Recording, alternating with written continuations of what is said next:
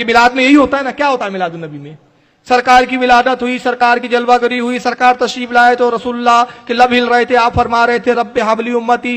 پھر فرشتے آئے, فرشتوں کا نزول ہوا. عبد المطلب کہتے ہیں میں کعبے میں تھا, میں نے دیکھا کعبہ جھک گیا. حضرت آمنہ کہتی ہے کہ ایک نور ظاہر ہوا میرے شکم سے اور اس کی روشنی میں نے مصر کے اور شام کے محلات کو دیکھ لیا. ایک جگہ فرمایا میں نے شام کے اونٹوں کو بھی دیکھ لیا. پھر حضرت شفا کہتی ہے فرشتے آئے, لے کے گئے, نبی کو پورا گھمایا, پوری دنیا کی سیر کروائی. کا یا رسول اللہ پورے عالم میں آپ کی حکومت ہے. جبریل آئے, جھنڈے گاڑے.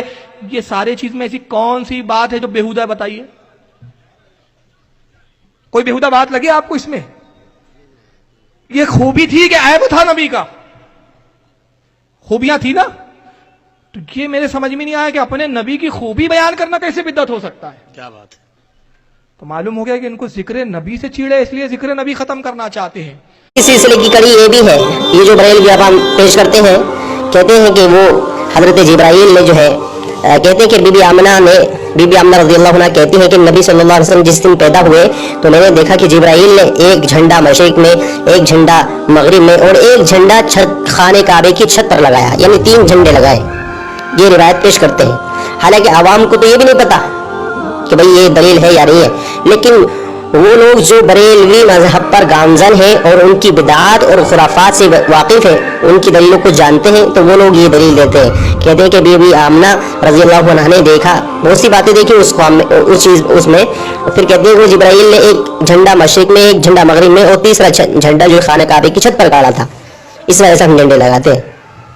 اب آئیے دیکھتے ہیں کیا یہ حدیث ثابت ہے, یہ حدیث صحیح ہے یا ضعیف ہے.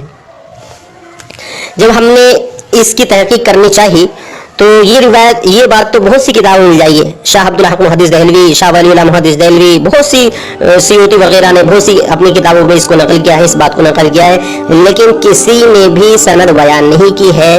بسم اللہ الرحمن الرحیم, نحمدہ نسلم علی رسولہ الکریم, اما بعد فاعوذ باللہ من الشیطان الرجیم. بسم اللہ الرحمن الرحیم. قل جاء الحق وزهق الباطل ان الباطل کان زہوقا. صدق اللہ العظیم وبلغنا رسولہ النبی الامین الکریم ونحن علی ذلک من الشاہدین والشاکرین والحمد للہ رب العالمین. ناظرین اکرام, ابھی یوٹیوب پر جو ہے ایک طلحہ وہابی ہے, طلحہ سلفی وہابی, وہ آج کل جو ہے ہمارے علماء اہل سنت کی کلپیں پرانی نکال کر کے ان کا رد کرنے کی کوشش کر رہا ہے. طلحہ وہابی, ان کے بڑوں سے تو ان کا رد قیامت تک کے نہیں ہو سکتا. نہ ہمارے علماء کا رد, علماء اہل سنت کا رد نہ توصیف الرحمان کر سکتا ہے, نہ معراج ربانی کر سکتا ہے, نہ طالب الرحمان کر سکتا ہے. مطلب دنیا وہابیت کا کوئی بھی مفتی علماء اہل سنت کی دی ہوئی دلیل کی کوئی رد نہیں کر سکتا. وہ اپنی عوام کو خوش کرنے کے لیے یہ طلحہ سلفی آیا ہے, اور جو ہے علماء اہل سنت پہ جھنڈے کی جو دلیل دی ہے مدارج النبوت سے ہمارے علماء نے. اور اول بات تو جو ہے جھنڈا لگانا, ہمارے علماء تو کوئی فرض تو کہتے نہیں ہے. یہ جو ہے حضرت جبریل علیہ السلام کا واقعہ جو ہے مدارج النبوت کے اندر موجود ہے, 500 سال پرانے ہیں. شاہ عبد الحق محدث دہلوی رحمۃ اللہ علیہ, حضور صلی اللہ علیہ وسلم کی سیرت پہ بہت معتبر کتاب ہے. یہ اہل حدیثوں کے مدرسے میں پڑھی جاتی ہے, دیوبندیوں کے بھی مدرسے میں پڑھی جاتی ہے. اب اس کے اندر جو ہے ایک واقعہ موجود ہے, ہمارے علماء نے اس کی دلیل دی. حضرت آمنہ رضی اللہ تعالیٰ عنہ کا قول موجود ہے, یہ دیکھیے آپ اسکرین پہ دیکھ لیجئے, انڈر لائن کر رکھا ہے, میں پڑھ کے سناتا ہوں اس کے. حضرت آمنہ رضی اللہ تعالیٰ عنہ فرماتی ہیں, اور میں نے دیکھا کہ 3 علم ہیں, ایک مشرق میں, ایک مغرب میں, اور ایک خانہ کعبہ کے اوپر نصب ہے. پھر مجھے درد زا ہوا اور محمد صلی اللہ علیہ وسلم مولود ہوئے. یہ مدارج النبوت کے اندر یہ بات لکھی ہوئی ہے. اب اس کو جو ہے یہ طلحہ سلفی وہابی یہ بول رہا ہے کہ یہ من گھڑت جھوٹی جو ہے, تو اپنے مدرسے میں اہل حدیث مدرسے کے اندر اسے بولیے کہ یہ جو ہے شاہ عبد الحق محدث دہلوی رحمۃ اللہ علیہ جو ہے جھوٹے قصے کہانی گڑا کرتے تھے. اپنے مدرسے سے یہ اعلان کروائیے, فتوے دیجیے. تم مر سکتے ہو, گڑ سکتے ہو, مگر تمہارے مدرسے سے یہ لکھ کر اور یہ فتوا نہیں دے سکتے کہ شاہ عبد الحق محدث دہلوی جھوٹے قصے کہانی گڑنے میں ماہر تھے. معاذ اللہ, استغفر اللہ.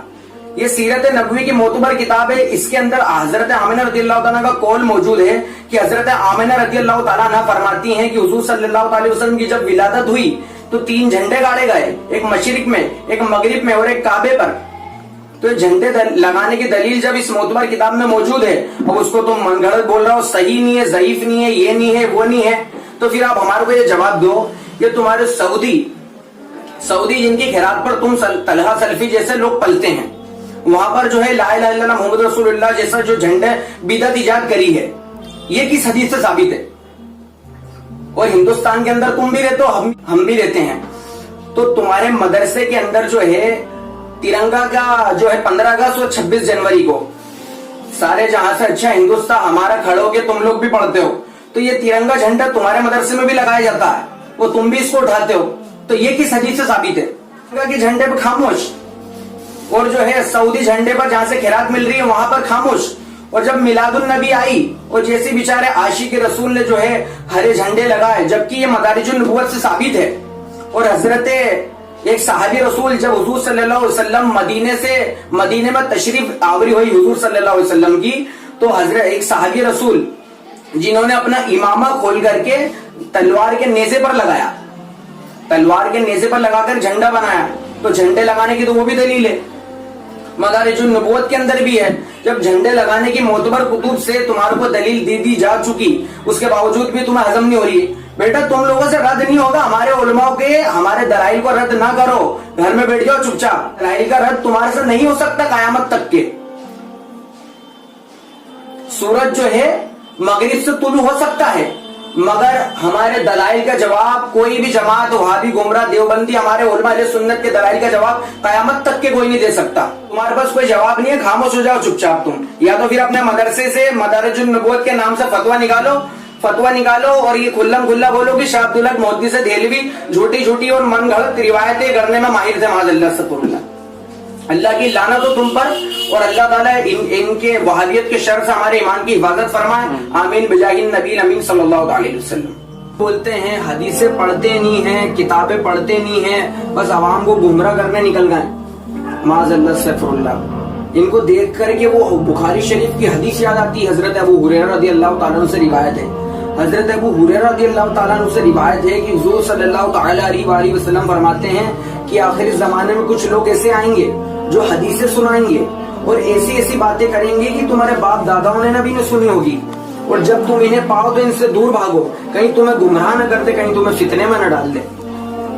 حضور صلی اللہ علیہ وسلم نے تو ایسے فتنے لوگوں سے بھاگنے کا حکم دیا ہے ہمیں. تو کون لوگ ہیں جو جاہل جو ان لوگوں کی تقریریں سنتے ہیں؟ ہم لوگوں کو چاہیے کہ بھائی ان گمراہ لوگوں سے دور رہیں, ان کی تقریریں نہ سنیں. یہ خود بھی گمراہ ہیں, لوگوں کو بھی گمراہ کر رہے ہیں. یہ ایسی باتیں کر رہے ہیں کہ ہمارے باپ دادا نے بھی نہ سنی ابھی تک. یہ وہی لوگ نہیں ہیں تو پھر کون ہے؟ اور دوسری بات, یہاں پر جتنی بھی باتیں ہوئی ہیں میلاد النبی کی, مدارج النبوت کی جو حدیث پیش کری ہے, مدارج النبوت کی عبارت پیش کری ہے, یہ مدارج النبوت اس کی جو یہ پیش کری ہے, یہ نہیں سمجھے کہ بس میلاد النبی کے کل دلائل نہیں ہیں. یہ تو بالکل جو اعتراض ہے بس اس نقطے کے حساب سے جواب دیا ہے. کوئی یہ نہیں سمجھے دلائل کا. الحمدللہ میلاد النبی کے دلائل پر ہمارے پاس انبار موجود ہے, انبار. ہمارے پاس قرآن کی کئی آیات موجود ہیں میلاد النبی پر, کئی حدیثیں موجود ہیں, کئی صحابہ کے عمل موجود ہیں میلاد النبی کے تعلق سے. وہ تو جب کوئی سامنے بیٹھے گا, طلحہ وہابی جب تو سامنے بیٹھے گا تو آپ کو پتا چلے گا کہ میلاد النبی پر اعتراض کرنے کا انجام کیا ہوتا ہے. جی نہیں لگتا ہے میرا وادی کشمیر میں, یا خدا لکھ دے مدینے کا سفر تقدیر میں. جی نہیں لگتا ہے